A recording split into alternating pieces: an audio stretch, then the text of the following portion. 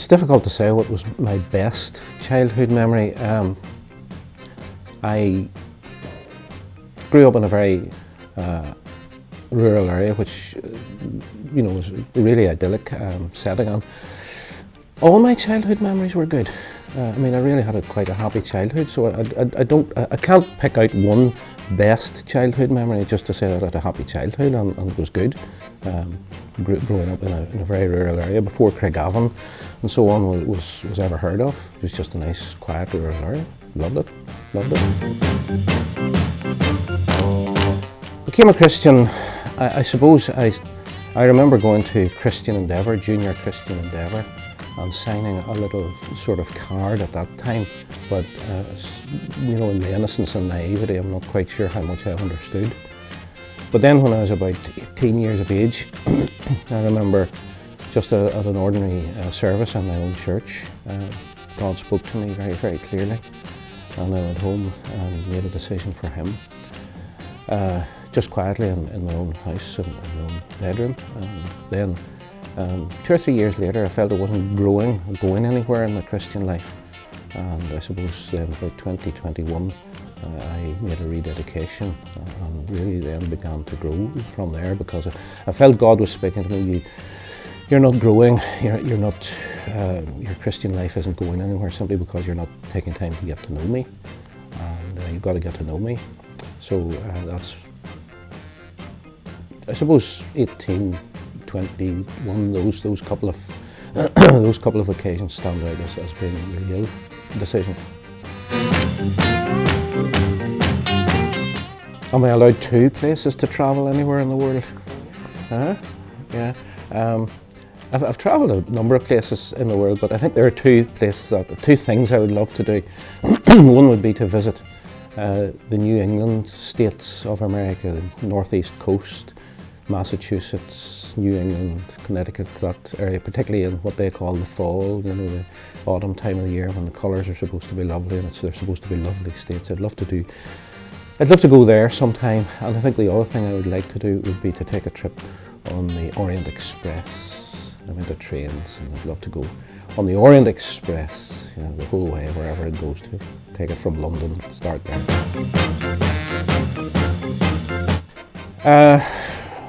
I suppose I didn't really decide to become a minister. I wanted to go on in the profession that I was in, but God decided that He wanted me to become a minister. And it was in my late 20s, I suppose, 27, 28, when I began to feel that God was calling me in a very definite and very clear way to become a minister. I was very happy in the job and the profession that I was in before that, and I honestly didn't want to become a minister, but I felt that God was very clearly calling me.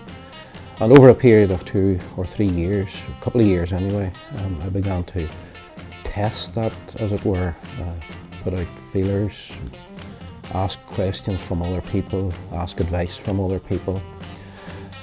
And I suppose by the time I was 30, that call had become very clear and confirmed in a number of ways.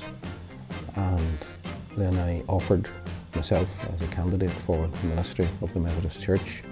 I went through all the testings that the church puts you through. So I suppose 27, 28 years of age, I felt that was when God was calling me to the Methodist ministry.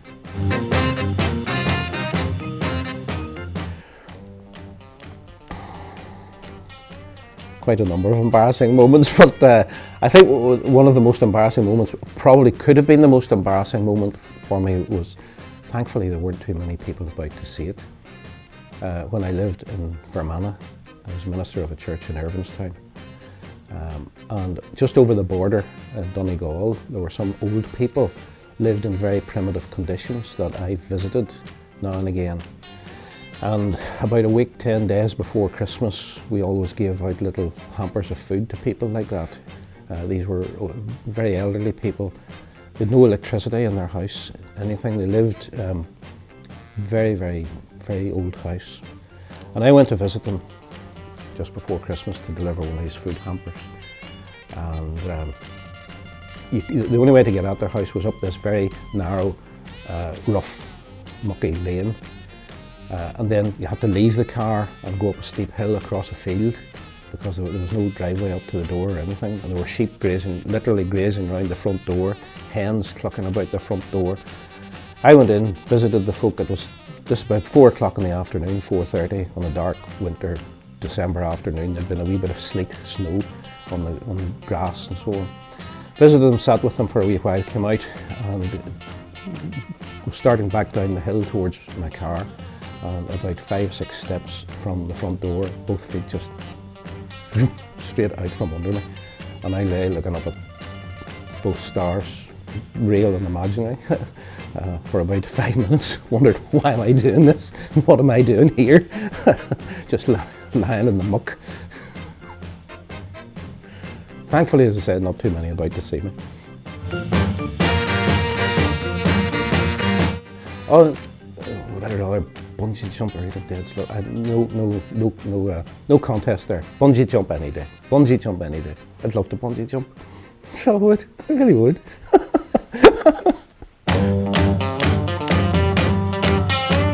I don't know if I have a favourite animal. I suppose we have a dog. I suppose I have to say our own dog, our own pet dog, Ben, is my favourite animal. He's getting old and grey now, but I suppose that's the only animal that I could say was my favourite animal. Yes, I do like my job. It's not an easy job at times. It's quite difficult. It has its stresses and its frustrations and its frustrations, but yeah, I do like my job most of the time.